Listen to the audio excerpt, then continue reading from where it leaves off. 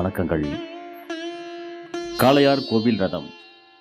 எழுத்தாளர் கோவி மணிசேகரன் அவர்கள் எழுதினது. ரொம்ப அற்புதமான கதை. கதையை கேட்கறது ஒரு சுகம்னா, கதையை படிக்கிறது அது ஒரு புதுவிதமான அனுபவம்.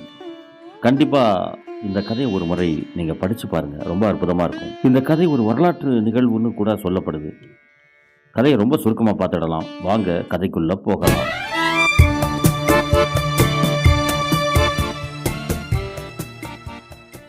சிவகங்கை சீமை. மருது சகோதரர்கள் ஆட்சி பண்ணிட்டு இருந்த காலத்தில் அவர்களுடைய ஆளுகைக்குட்பட்ட காளையார் கோவிலுக்கு ஒரு தேர் செய்யணும்னு சொல்லி விருப்பப்பட்டு அந்த தேர் செய்கிற பொறுப்பை ஒரு அற்புதமான சிற்பியான குப்பமுத்து ஆசாரி அவர்கிட்ட ஒப்படைக்கிறாங்க. அவரும் தேர் செய்ய ஆரம்பிக்கிறார். அப்போது அவர் மருது சகோதரர்களை பார்த்து தனக்கான குரு தட்சணையை தேர் வெள்ளோட்டம் விடும்போது கேட்க போவதாகவும், அப்படி கேட்கும்போது அவர் என்ன கேட்குறாரோ அதை மறுக்காமல் கொடுக்கணும்னு கேட்டுக்கிறார். மருது சகோதரர்களும் கண்டிப்பாக என்ன குருதட்சணை கேட்குறாரோ அதை கொடுக்குறோன்னு வாக்குறுதி கொடுக்குறாங்க.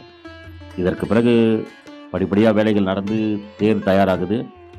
தேர் வீதியில் தேர் வெள்ளோட்டத்துக்காக நின்றுக்கிட்டு இருக்கு. மக்கள்லாம் வடமுடிச்சு இழுக்கிறாங்க. தேர் கொஞ்சம் கூட நகரலை. மன்னர் பெரிய மருது குப்பமுத்து ஆசாரியை கூப்பிட்டு என்ன இந்த தேர் நகரலையேன்னு கேட்கும்போது குப்பமுத்து ஆசாரி சொல்கிறாரு, மன்னா, வெள்ளோட்டத்தின் போது குருதட்சணை கொடுக்குறேன்னு சொன்னீங்களே, கொடுக்கலையே, அதனால தான் தேர் நகரலைங்கிற மாதிரி சொல்கிறாரு. அப்போ தான் மன்னனுக்கு ஞாபகம் வருது, ஆமாம் உங்களுக்கு வாக்குறுதி கொடுத்துருந்தோமே குருதட்சணை கொடுக்குறதா சொல்லி, என்ன வேணும்னு கேளுங்க தரோம் அப்படிங்கிறாரு. குப்பமுத்து ஆசாரி என்ன கேட்டார் தெரியுமா? இந்த தேர் வெள்ளோட்டம் முடிகிற வரைக்கும் இந்த நாட்டுக்கு மன்னராக இருக்கணும், இந்த தேரில் தான் மன்னனாக உட்காந்துருக்கணும் அப்படின்னு சொல்லி கேட்டுக்கிறார். இதை கேட்டு அதிர்ந்து போன சின்ன மருது தேவால உரிவு அவரை வெட்டுறதுக்காக போகிறாரு. அப்போது மன்னர் பெரிய மருது அவரை தடுத்துட்டு, நம்ம ஏற்கனவே இவருக்கு என்ன கேட்டாலும் செய்கிறதா வாக்குறுதி கொடுத்துருக்குறோம், அதனால் அவர் விருப்பப்படியே இந்த வெள்ளோட்டம் முடிகிற வரைக்கும் அவர் மன்னராக இருக்கட்டும்னு சொல்கிறாங்க. அவரும் அதன்படி தேரில் போய் மன்னராக உட்கார்றாரு. இப்போது தேர் நகர்ந்து போகுது, மக்கள்லாம் இழுக்க இழுக்க.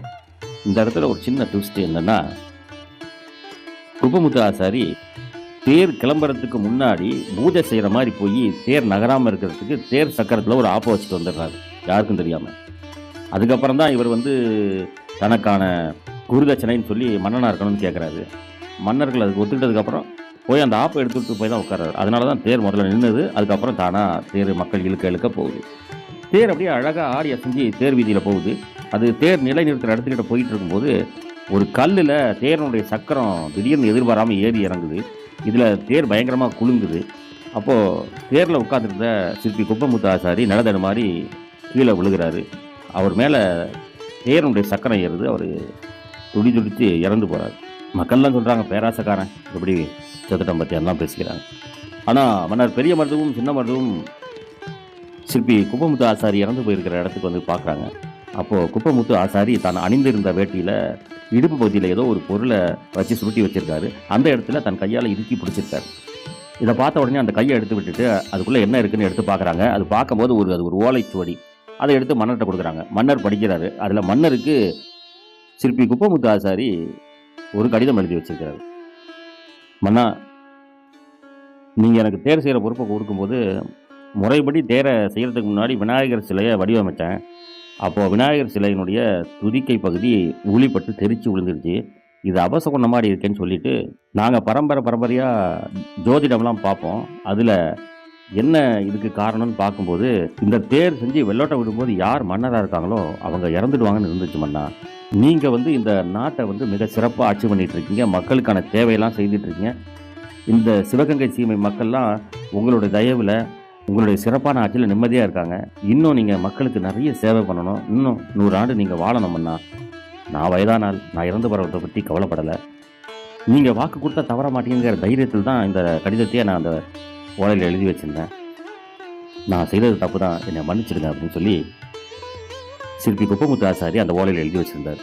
இதை பார்த்தோன்னையும் மன்னர் பெரிய மருதுவும் சின்ன மருதுவும் கண் கலங்கிட்டு சிற்பி குப்பமுத்து ஆசாரியோடைய தியாகத்தை போற்றும் வகையில் காளையார் கோவிலில் வாசலில் வர பக்தர்களையெல்லாம் கைகூப்பி வணங்கிட்டு நிற்கக்கூடிய வடிவத்திலான குப்பமுத்து ஆசாரி அவரோட சிலையை நிர்மாணித்தாங்க.